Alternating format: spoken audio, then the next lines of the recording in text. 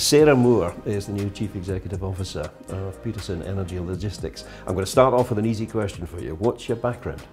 It was a bit different, bit of a unique way of coming into the role I've got today, as I actually started out doing sports science at university rather than anything to do with logistics, and then transitioned after a couple of years into technology. And actually my career was really hinged on systems, processes. I worked for a number of service companies in and around Aberdeen, but I've always travelled quite a lot with work. I've been really fortunate to really travel the globe and really engage with lots of different cultures and communities to always work with that technology angle. So it's not what everyone would have thought that takes me here today, but I think a bit of an eclectic mix of a background that really has given me quite a lot of good experience. The last time we spoke was at a conference, and you had an IT role at the time. Yeah. Moving up to CEO seems like a pretty big jump. Is it as big as it seems? Yeah. I think it comes with a great deal of responsibility, and the responsibility kind of exponentially moves up. But I think really if you know your subject and you've got a way of engaging with people and you know where you want to get to in the field that you work in, I find a lot of what I was able to do was transfer skills in what I did in the past to really shape me for where I am today. So you've got to have good people around you. It's all about having a strong team and an engaged workforce, and it's about confident leadership at the end of the day. And I'm just very, very fortunate for the organisation that we are and the commitment that we make to our people, that those skills really have helped me in good stead to where I am today. And what's the focus here? I mean, do you see Peterson as being more of a service provider or working more in partnership? Which?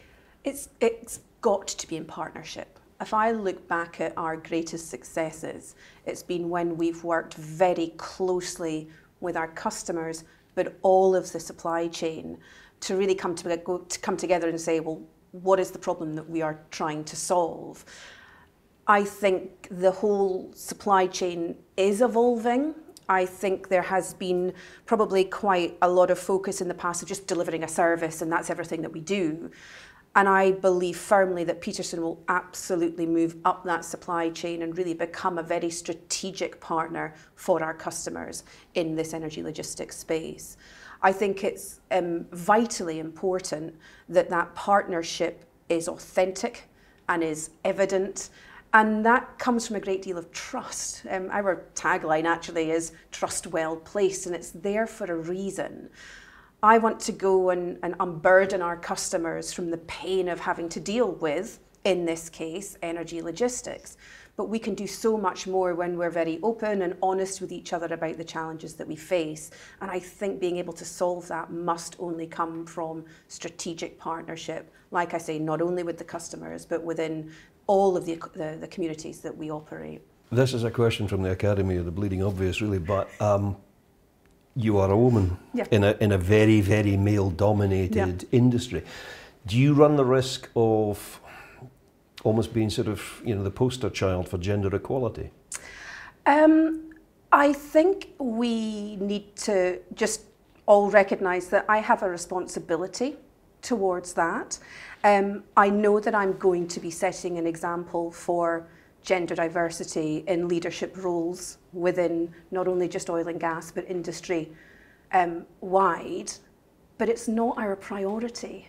Our priority is to have a fair and open and engaged workforce, irrespective of gender and all of the other diversity and inclusion mandates that go thereafter. So I recognise that it's of interest, but you just have to look around the energy industry today, and there's some fantastic examples of very strong, diverse leadership teams who really are just getting on with the job and not considering just too much whether it's a male or female leading the charge. Things like trying to achieve, I know as a one-man business, the near impossibility of me achieving zero carbon. It's really, how do you do it with a business on that scale? Yeah, well, I think we first need to recognise we have a very authentic ambition to become carbon neutral by the end of this year. and net zero by 2025. And the difference being that in the short term, we'll have to rely on carbon offsetting, although that is absolutely not the priority for us. And then long term, it's about making lasting and sustainable changes within our business to reach that net zero. It's not going to happen overnight. And as an industry, we're very guilty of talking about a light switch moment that will move from carbonisation to decarbonisation. And I think we need to recognise that it's a journey that both the supply chain companies and the operators need to go on together. If I look within our organisation, we're already making very significant steps towards carbon neutrality. We're following a programme, PAS 2060, which really looks at all areas of energy and reductions. And already we've got a site down in Edsall, which is about 40 miles south of Aberdeen, which is certified carbon neutral. And all of our sites will be going through that programme to the end of this year so that we actually reach that carbon neutral status. It comes from everyone. It comes from every single person in our organisation, recognising that they have a responsibility towards changing their habits also.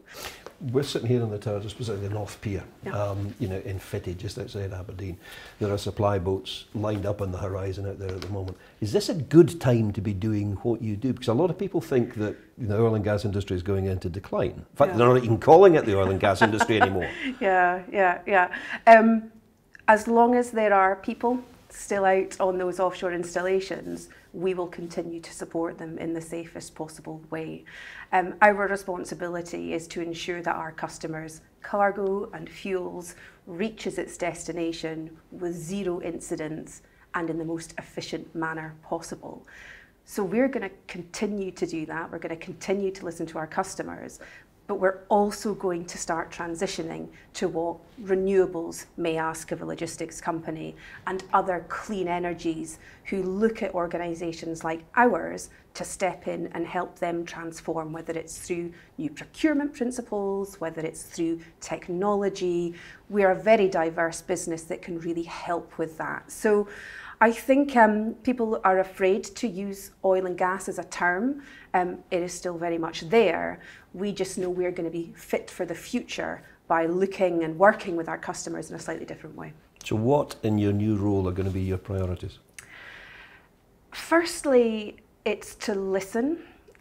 An engaged workforce is our biggest asset, not only for our shareholders, but for our customers as well. I want to get out there and really continue to understand the challenges that we face and the great ideas of how we can continue to make things better. It's about listening to our customers. Now, we always like to push the boundary a little bit. We are absolute pioneers in what we would call the shared economy, which is really just taking all of the combined requirements within offshore logistics and pooling them together, which means you get great efficiencies. So we tend to talk quite a lot about that, but we also want to ensure that we're listening to our customers who are going through their own transition. And it's about simplification. I think sometimes we have been guilty of looking like we're going to be something for everyone. That's not just limited to us within Peterson. I think following 2008 and actually all of the boom and bust, if you like, of energy logistics or the oil and gas over time, I think organisations can sometimes lose their identity. For me, it's about simplification. It's about going back to what we are really good at and just delivering consistently and safely for our customers for the long term. Sarah Moore, new Chief Executive Officer of Peterson, Royal Peterson. Royal Peterson. Thank you very much for speaking. Thanks.